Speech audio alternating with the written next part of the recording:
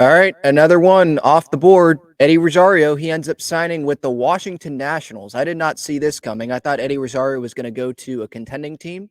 The Washington Nationals, they have some really good young talent coming up, and part of that is James Wood, Robert Hassel, the guys that they got back in that first Juan Soto trade from the Nationals to the Padres, obviously. So they're going to be a fun team to watch as they progress and develop. Maybe not be as fun for Padres fans because we're going to be sitting there like, man, because we know that Juan Soto didn't work out totally because we didn't get that World Series. We didn't go to the World Series with Juan. And now we're going to sit there and see James Wood and CJ Abrams seems like he's just going to keep getting stronger and he's going to keep developing. And Robert Hassel. And we'll see what other guys end up, performing. What does Mackenzie Gore end up doing with the Nats? So it might not be as fun for Padres fans, but just in terms of being a baseball fan, seeing a young and upcoming team, it will be fun to watch them. And Eddie Rosario now joins this group, and he can be a little bit of a mentor to some of the younger guys on this team, whether they play outfield or if they're just, his teammates, other position players on this roster. When I saw this agreement, I was like, wow, a split contract for a guy that is a major league vet, Twins, Braves, a lot of postseason experience. He can hit you some home runs. He can play almost every day if you need him to. He can hit you 20 plus home runs. He can give you an OPS plus of 134 like he did in 2021 when he was with Atlanta. He's not going to do that all of the time, but this is an above average. If you go look at OPS plus for most of his career, this is an above average hitter. And so for him to get a split contract, and I believe John Heyman, I think he on social media, he said it was a $2 million guarantee. I'm sitting here like, what? The Padres can't give Eddie Rosario a $2 million guarantee. They can't give him a $4 million contract, even a $4 million contract guarantee. They can't do that for a starting guy that could be your left fielder. He could be a DH option. You need a left-handed guy, another left-handed batter because you don't have very many left-handed hitters out there on your roster. World Series champion, NLCS MVP with the Braves. You can't afford that guy for less than $5 million. Because would he rather go to a contender in the Padres or go to the Washington Nationals in that NL East? If I was Eddie Rosario, maybe he likes the East Coast better than the West, but I would go to the Padres over the Washington Nationals right now, considering where each club is at. So to me, this tells me the Padres were not very interested in Eddie Rosario.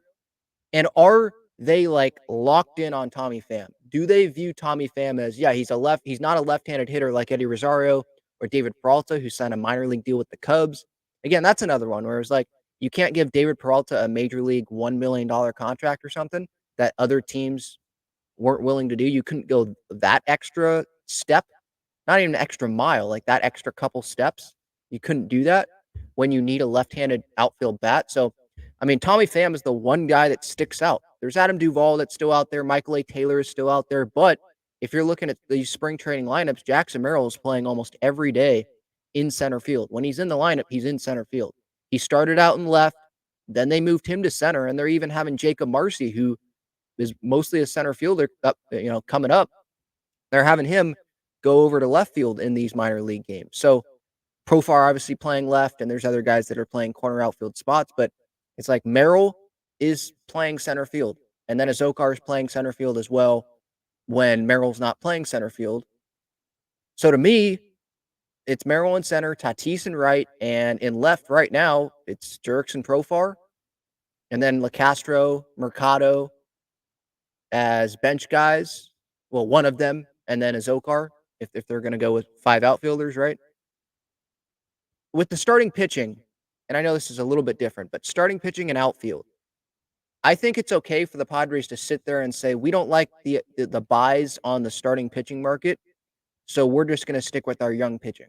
I'm okay with that looking at the options right now, because if something happens, there are guys that have shown flashes like Yara Iriarte who aren't in big league camp anymore that they can give that guy a shot. And there are guys that will still be out there that are free agents that can come in and sign with the Padres if you need that. I guess they could make a trade, but that's pretty unlikely, I would think, once the season gets underway. But the arms that they have right now, Musgrove, Darvish, King, Waldron, Brito, Vasquez, Avila, like Drew Thorpe, you could throw in there, right? He's still in big league camp. I think I'm okay with them saying, you know what? I don't want to overpay for Michael Lorenzen. Preller saying that. And the Padres, Eric Kutspenda is what some people are nicknaming him, the new interim chairman of the Padres. And I definitely understand why fans are frustrated with that.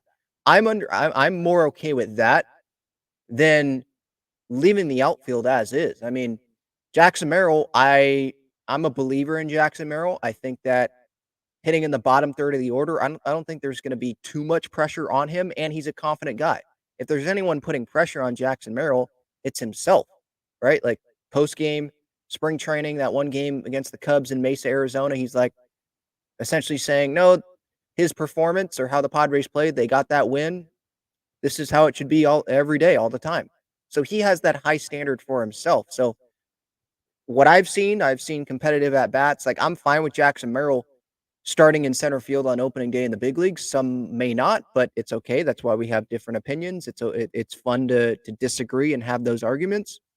But left field, maybe Jerks and Profar can be that 2022 guy, but that's a big question mark coming off of the year that he just had. And the Padres signing him to a $1 million deal, I think that they want him as a bench utility guy, a vibes guy, like positivity. He can play almost anywhere. It's great if you need to pull that trigger. If you need to use that Profar option and have him start games. But I don't think the Padres signed Jerks and Profar and they were like, yep, here's our starting left fielder. We're going to give him a $1 million deal. And is Jacob Marcy, he's going to be the starting left fielder? I don't think so. Graham Pauley, he hasn't been playing the outfield this spring, so I would eliminate him from that. Now, he could still make the opening day roster, but as more of like a backup first baseman to Crony, DH guy, and he's going to have to be having at bats every day. Same thing with Jacob Marcy. So I don't know if Marcy will make it right out of the gate at the beginning of the year.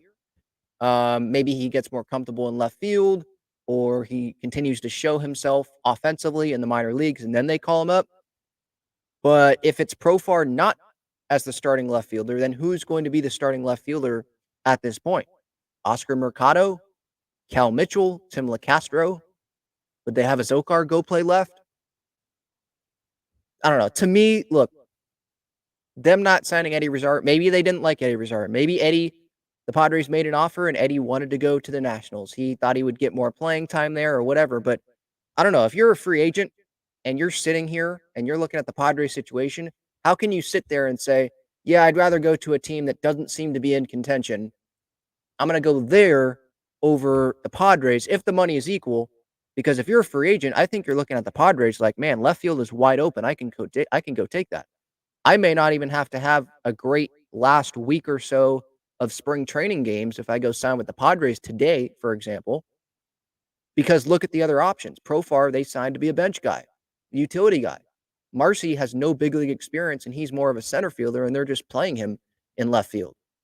If you're Eddie Rosario, you're probably sitting there. I know he signed with the Nats already, but before this, if it's down, let's say, to the Padres and Nats, hypothetically, you sit there and you're like, I can beat out Tim LeCastro and I'm already blanking on Oscar Mercado. I can beat out those guys. I can beat out Cal Mitchell. I'm Eddie Rosario. I'm a NLCS MVP, a World Series champion. I'm a major league vet. I mean, look at the numbers, some of the years that I've been able to put up. I could beat out those guys. I'm way more proven than those guys. So to me, this is like the Padres. They better get Tommy Pham because or make a trade that I'm not expecting right now because I'm not confident in this left field situation right now. But I do remember me not being very confident in the 2022 left field situation with Profar, and then he ends up having a good year.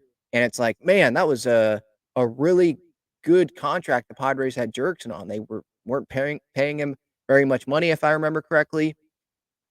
And it was like, wow, that was actually amazing. AJ knew what he was doing. Or maybe he just, he likes Profar so much and he kind of just got lucky there with the year that Profar had, considering the year that he had in 2023.